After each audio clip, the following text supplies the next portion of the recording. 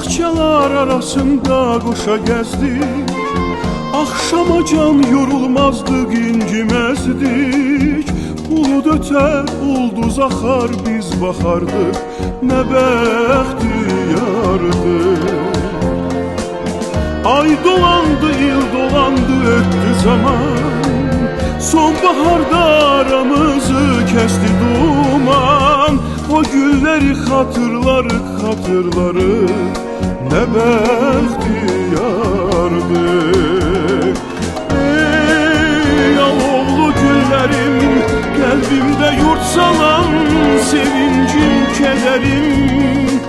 Ah neleri taptı getirdi.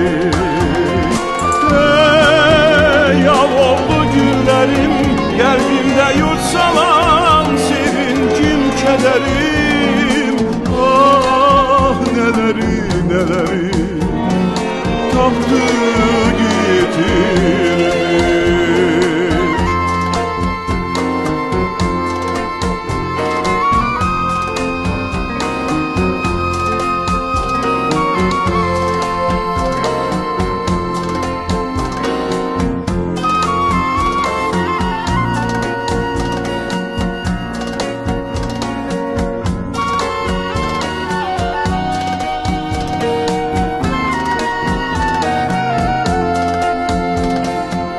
Perdelerden o güllerim düşer ya da şevet eller zaman zaman ağarsa da, iller öter o günleri hatırlaran, ne bəxtiyardı.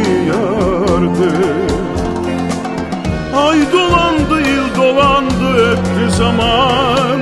Sonbaharda aramızı kesti duman. O gülleri hatırlarık,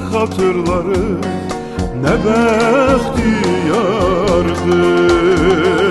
Ey aloğlu güllerim, kalbimde yurt salan sevincim, kederim. Ah neleri taptı getirdi.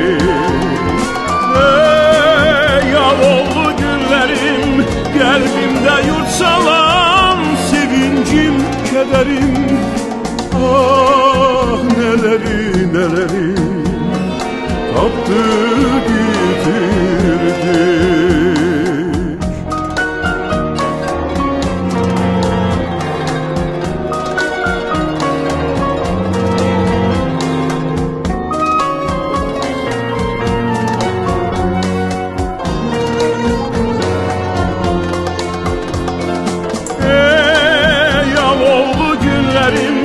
Kalbimde yurt salan sevincim, kederim.